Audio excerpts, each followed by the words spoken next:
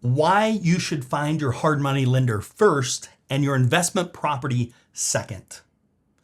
Guys, this may seem a little counterintuitive, but I learned this a long time ago when I first started doing real estate investing, fix and flips. And this was my experience, okay? I would go out, I would find a deal, and I would take it, get it under contract, and this would take months, right? This is not an easy process. I get it under contract, I get it signed, I have the seller that's all ready to go and everything else. And then I would take that contract and I would go to some private / hard money lenders, okay? And what would happen is I would get different responses. So let's say this guy, we'll call him Dan, he's like, oh, I don't like that neighborhood. I heard that there was some crime in the area, so on the news last night, so I don't really want to do that. Or I would go to somebody else, let's say Ken. So I'd take it over to Ken, and Ken would be like, oh, you know what, we're low on funds. We just don't have a lot of money right now. I'd take it to somebody else named Michael, let's say, and he'd say, well, you know what? I just don't really like to do houses that small. I like to do stuff that's bigger, like $1 million.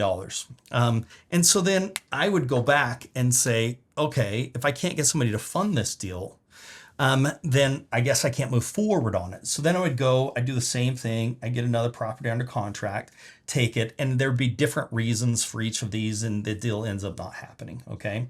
So then I learned this really early on, and this made a massive difference in my real estate investing.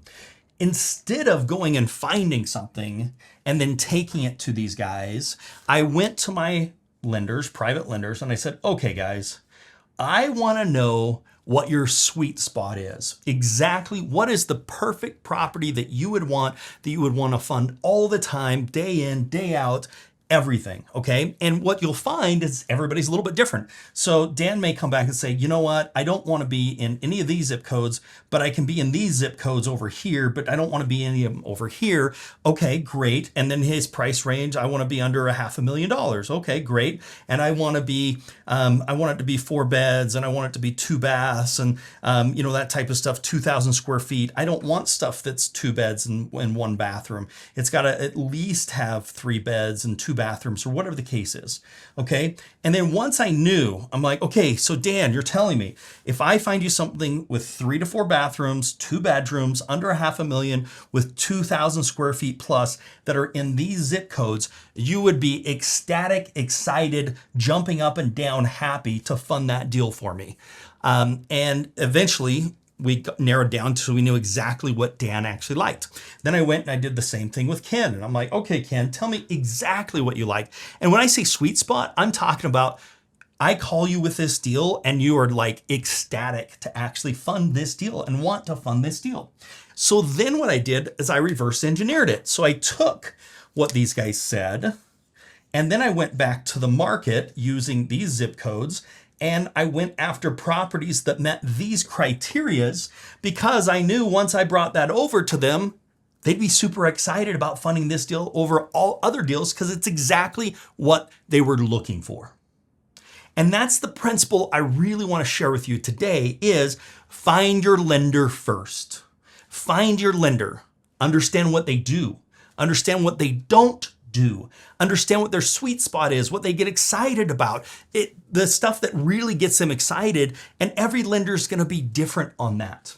Once you have found your lender, then you can go and reverse engineer it based upon what's the easiest money to get, what's the money that takes the least amount down, what's the money that I may not have to make any monthly payments on, where is that money, and what does that lender want, what is their sweet spot, what do they do, what don't they do. Maybe they don't want to be in rural areas, that's pretty common. Maybe they don't want to be in properties that are above FHA limits, that's pretty common. Maybe they don't want to be in the really small properties that are under $100,000 or 2 beds, that's pretty common. But once you identify this grouping or this list of properties to be going after, and you know exactly what the sweet spot is of the lender, then you go shopping. It's reverse engineering, right? Because I could have kept doing this and finding properties, and maybe I'd get lucky where somebody would finally say yes to one of those.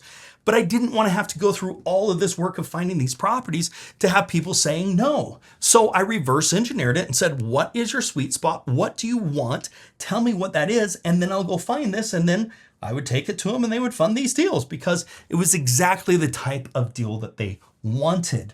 It was exactly the type of deal they were excited about. It was the type of deal that they would rather do than anything else other people would bring to them because it was right where they wanted it, in the area, in the zip codes, in the price range, in the bedrooms, the bathrooms, even the amount of the remodel. You know, it's like, hey, I don't want to do huge remodels. If it's over 150,000 remodels, forget about it, right? So it's like, okay, well, they want to be at a $75,000 remodel, let's call it. You know, that's kind of their sweet spot. So if I get a deal that needs a $200,000 remodel, I'm not going to bring that to them because that's not something they're going to want to do.